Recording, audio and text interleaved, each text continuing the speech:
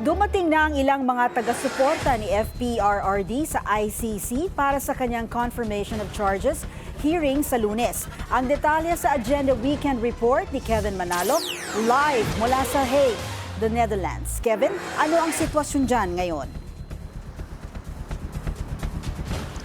Pierre, magmula ng dalhin dito sa ICC Detention Center, si dating Pangulong Rodrigo Duterte ay nagtutungo na dito sa tinatawag nilang Duterte Street, itong kanyang mga supporters. At maganda rin na maipakita ito dahil curious yung ilan sa ating mga kababayan kung ano nga ba ang itsura nitong tinatawag nilang Duterte Street. Originally, ito ay isang bike lane at daanan na rin ng mga tao, kaya may mga patakaran na nakasulat dito sa poster. Halimbawa, itong ilan sa mga rules.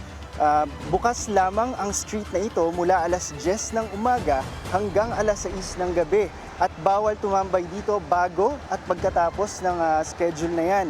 Pinagbabawal naman ang paggamit ng speakers o ng amplifiers, pero kung meron silang mga programa ay pinapayagan na gumamit sila ng megaphone. Kapag nandito naman yung standee ni Duterte, bawal magdikit ng signage dito. Lakad lang tayo ng kaunti para makita nyo yung street. So dito, merong portalet na pwedeng gamitin bilang CR ng mga supporters. Ina-assume natin na mini-maintain nila ito at meron ding contact information na nakasulat dito. Kung maobserbahan nyo naman yung paligid, meron ding mga trash cans na nakaayos, organisado. At sa gilid, meron ding mga metal railings. Dahil minsan marami yung supporters na pumupunta dito, maganda na meron silang guide. Dahil yung kabila nito ay isa ng main road, so maganda na mapanatili yung seguridad at kaayusan dito sa lugar. Meron tayong mga nakita mga supporters dito, yung si ma'am galing sa Switzerland at yung isa naman si ma'am galing dito taga dito sa the Netherlands.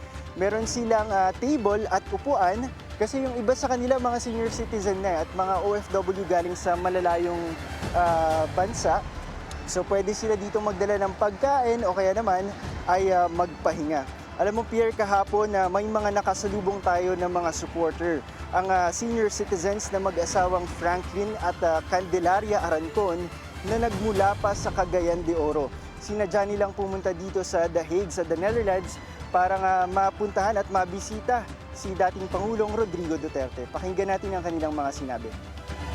Ang gusto lang namin kung pwede, ma-bring him home. Siya ang leader wala siyang inutos na papatay.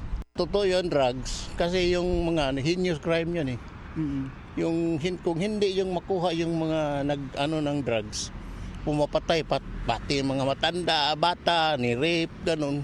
Kaya mabuti pang ma-erase sila. Tulong talaga namin mapuntahan itong nalagyan din ni Tatay Digong. Iba ang nangyari sa bayan namin sa time niya.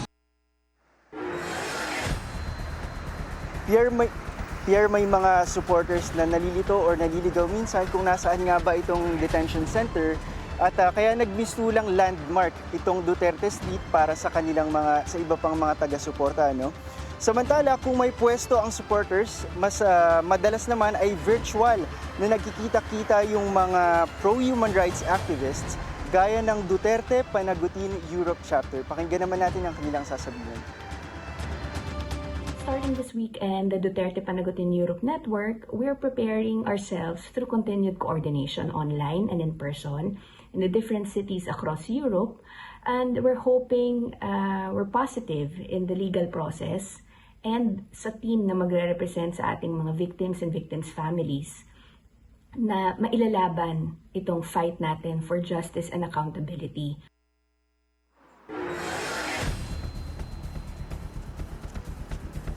Pierre, sa susunod na linggo ay magsasagawa ng collective viewing ang grupo nila kung saan imbitado naman ang mga pamilya ng mga EJK victims. At panonoorin nila itong confirmation of charges hearing ni dating Pangulong Rodrigo Duterte. Pierre. Maraming salamat Kevin Manalo, nag-uulat ng live mula sa The Hague, Netherlands.